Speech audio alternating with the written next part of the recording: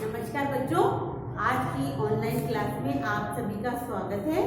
मैं शोभा शर्मा, माध्यमिक आदर्श विद्या मंदिर पुरानी बस्ती से आज आपको कक्षा 10वीं विषय विज्ञान में पाठ 5 दैनिक जीवन में रसायन को समझाऊंगी। पिछली क्लास में हमने अम्ल और क्षार लवण की सामान्य परिभाषा समझी थी। आज हम अम्ल और क्षार की परिभाषा आरएनएस के अनुसार, आरएनएस संकल्पना के अनुसार समझेंगे। सबसे पहले 1887 ईस्वी में, सन 1887 में आरएनएस ने संकल्पना दी। आरएनएस के अनुसार अम्ल वे पदार्थ जो जलीय विलयन में अपघटित होकर H+ या हाइड्रोजन आयन देते हैं, अम्ल कहलाते हैं। क्षार वे पदार्थ जो जलीय विलयन में अपघटित होकर OH- आयन या हाइड्रोक्सिल आयन देते हैं, क्षार कहलाते हैं। देखिए, अम्ल वे पदार्थ जो जलीय विलयन में अपघटित होकर H+ आयन, हाइड्रोजन आयन देते हैं, अम्ल कहलाते हैं। वे पदार्थ जो जलीय विलयन में अपघटित होकर OH- या हाइड्रोक्सिल आयन देते हैं, क्षार कहलाते हैं। अब हम इसके उदाहरण देखेंगे कि ये अब देखिए, अम्ल के उदाहरण देखेंगे कि HCl, ये है हाइड्रोक्लोरिक अम्ल, ये है हाइड्रोक्लोरिक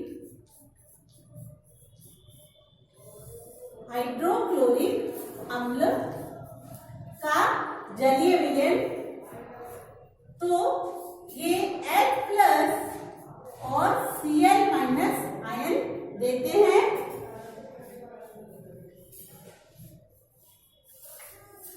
इसी प्रकार HNO3,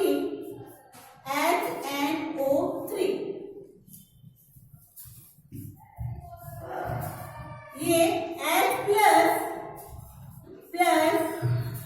NO3-, ये देखिए,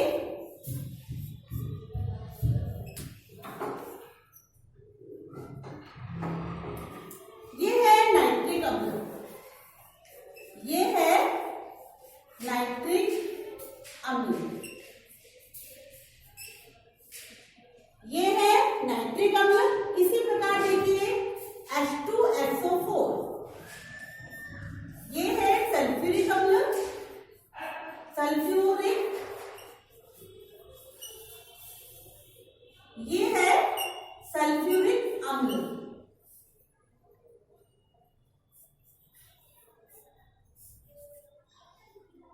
H+SO4,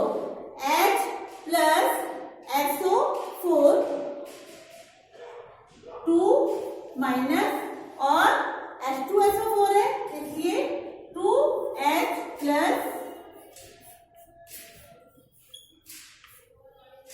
तो H2SO4, 2H + SO4, 2-, ये है सल्फ्यूरिक अम्ल। इसी प्रकार देखिए एसिटिक अम्ल, CH3COOH, ये है एसिटिक अम्ल। अब देखिए HCl हाइड्रोक्लोरिक अम्ल, इसका अपघटन किया जलीय विलयन में अपघटित होकर H+ और Cl-। अब देखिए HCl हाइड्रोक्लोरिक अम्ल हमने समझा कि जलीय विलयन में अपघटित होकर H+ और Cl- आयन देते हैं। उसी प्रकार HNO3 नाइट्रिक अम्ल है, ये भी जलीय विलयन में अपघटित होकर H+ और NO3- आयन दे रहे हैं। इसी प्रकार सल्फ्यूरिक अम्ल है H2SO4, 2H+ SO4, 2- आयन देते हैं। इसी प्रकार हम देखेंगे CH3COH, ये है एसिटिक अम्ल, ये क्या है? एसिटिक अम्ल, ये जलीय विलयन में अपघटित होकर H+ और CH3COO-, ये है एसिटिक अम्ल।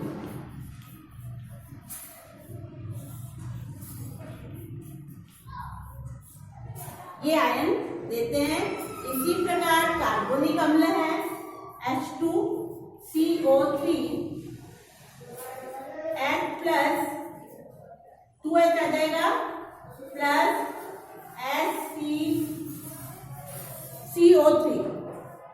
क्या होगा CO2H प्लस CO3 माइनस। तो ये क्या है HCO3 माइनस H2CO3 है ये कार्बोनिक अम्ल।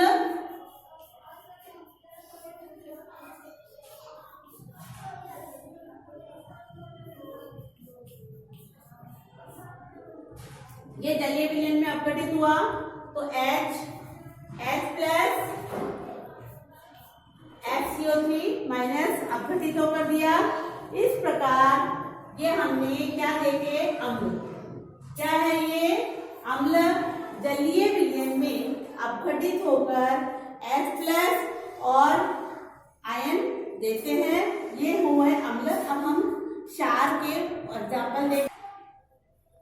अब देखिए ये हमने अम्ल के उदाहरण देखे थे। अब हम क्षार को देखेंगे कि क्षार के उदाहरण आर्यनियस ने जो क्षार की कल्पना बताई थी संकल्पना में कि क्षार के पदार्थ थे जो जलीय विलयन में अपघटित होकर OH माइनस आयन या हाइड्रोक्सिल आयन देते हैं, क्षार कहलाते हैं।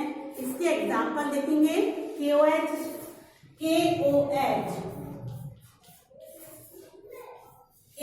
क्या है पोटेशियम हाइड्रोक्साइड।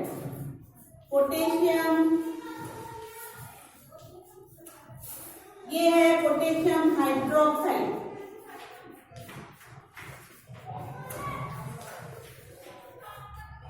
ये है पोटेशियम हाइड्रोक्साइड।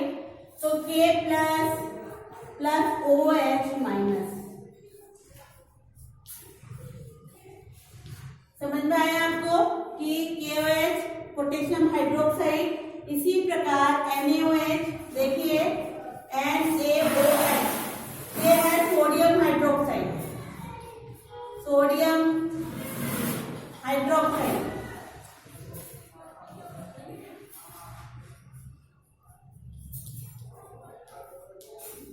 ये भी जलीय विलयन में अपघटित होकर Na plus OH minus ion देते हैं। इस प्रकार NH4OH ये है अमोनियम हाइड्रोक्साइड। अमोनियम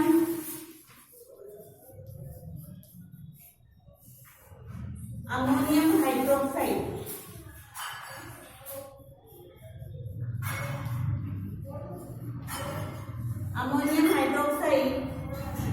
तो NH4 प्लस OH माइनस।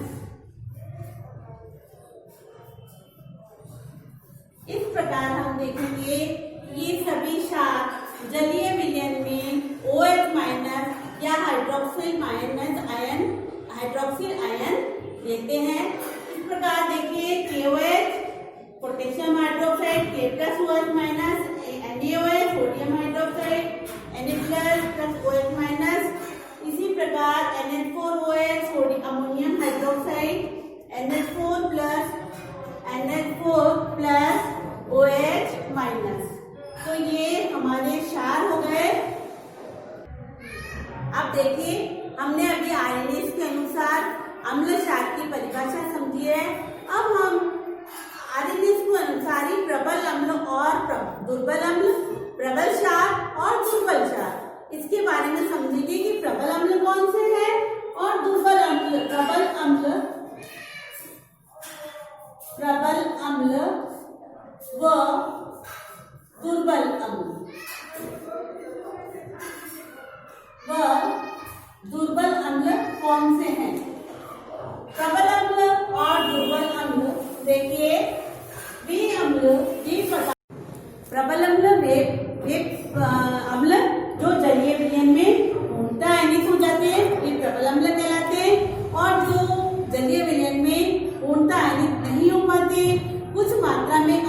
अवियोजित अवस्था में रह जाते हैं उन्हें दुर्बल अम्ल कहते हैं। वे दुर्बल अम्ल की श्रेणी में आते हैं। तो देखिए प्रबल अम्ल कौन कौन से हैं? HCl, हाइड्रोक्लोरिक अम्ल, H2SO4, सल्फ्यूरिक अम्ल, HNO3, नाइट्रिक अम्ल, ये हमारे प्रबल अम्ल हुए। और दुर्बल अम्ल कौन से हुए? CH3COOH, ये है एसिटिक अम्ल, और H2CO3, ये है कार्बोनिक अम्ल। तो प्रबल अम्ल कौन से हुए? वे अम्ल जो पूर्णतः जलीय विलयन में पूर्णतः आयनित हो जाते हैं, और दुर्बल अम्ल पूर्णतः आयनित नहीं हो पाते और कुछ मात्रा में अवियोजित अवस्था में रह जाते हैं, वे दुर्बल अम्ल कहलाते हैं। तो CH3COH और H2CO3 कार्बोनिक अम्ल और एसिटिक अम्ल। और इसी प्रकार प्रबल अम्ल है हाइड्रोक्लोरिक अम्ल, सल्फ्यूरिक अम्ल और नाइट्रिक अम्ल। इसी प्रकार देखेंगे हम कि प्रबल क्षार कौन से हैं और दुर्बल क्षार कौन से हैं। हम सिर्फ यहाँ से दुर्बल क्षार और प्रबल क्षार को देखेंगे। जो पूर्णतः प्रबल क्षार भी पूर्णतः जलीय विलयन में पूर्णतः आयनित होकर OH- आयन दे देते हैं, ये प्रबल क्षार हो गए। तो देखिए प्रबल क्षार कौन कौन से हैं? NaOH, KOH, ये कौन से हमारे प्रबल क्षार। और दुर्बल क्षार देखेंगे NH4OH, ये क्या है? दुर्बल क्षार। और MgOH, मैग्नीशियम हाइड्रोक्साइड और अमोनियम हाइड्रोक्साइड, ये दुर्बल क्षार के उदाहरण है। और ये प्रबल क्षार सोडियम हाइड्रोक्साइड और KOH। प्रबल क्षार जलीय विलयन में पूर्णतः आयनित हो जाते हैं, दुर्बल क्षार ये पूर्णतः आयनित नहीं हो पाते, कुछ मात्रा में अवियोजित अवस्था में रह जाते हैं, ये दुर्बल क्षार की श्रेणी में आते हैं। तो इस प्रकार हमने देखा कि आर्हेनियस के अनुसार अम्ल और क्षार की परिभाषा क्या है। अब हम आर्हेनियस ने बताया कि अम्ल और क्षार अभिक्रिया कराने पर H+ और OH आयन आपस में परस्पर सहयोग करके जल का निर्माण करते हैं। देखिए आर्हेनियस के अनुसार अम्ल और क्षार आपस में संयोग करके लवण और जल बनाते हैं, लवण प्लस जल। तो जैसे अम्ल का H+ आयन और क्षार का OH- आयन अभिक्रिया कर जल का निर्माण होगा, तो ये अभिक्रिया आर्हेनियस के अनुसार ऊष्मा क्षेपी अभिक्रिया, क्योंकि इसमें ऊष्मा निकल रही है तो ये ऊष्मा क्षेपी अभिक्रिया है। और इस क्रिया को आर्हेनियस ने उदासीनीकरण कहा।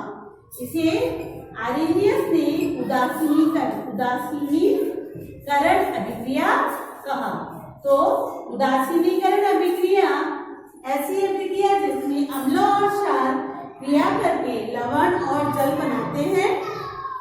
अम्ल का H+ और क्षार का OH- आयन अभिक्रिया करके जल का निर्माण होता है। यह क्रिया उदासीनीकरण अभिक्रिया कहलाती है। तो इस प्रकार आर्हेनियस की संकल्पना जो थी वो अम्ल और क्षारों के लिए उपयुक्त थी, केवल उन्हीं अम्ल और क्षारों के लिए उपयुक्त थी जिसमें H+ और OH- आयन होते हैं। हाइड्रोजन विहीन और हाइड्रोक्सिल विहीन अम्ल और क्षारों में के लिए ये आर्हेनियस की संकल्पना उपयुक्त नहीं थी, इसलिए इसकी एक नई संकल्पना दी गई। तो हम अगली क्लास में उसकी नई संकल्पना को समझेंगे। अभी हमने आर्हेनियस की संकल्पना को समझा है कि उनके अनुसार अम्ल कौन से होते हैं और क्षार कौन से होते हैं, और प्रबल अम्ल कौन से होते हैं और प्रबल क्षार कौन से होते हैं, दुर्बल अम्ल कौन से होते हैं और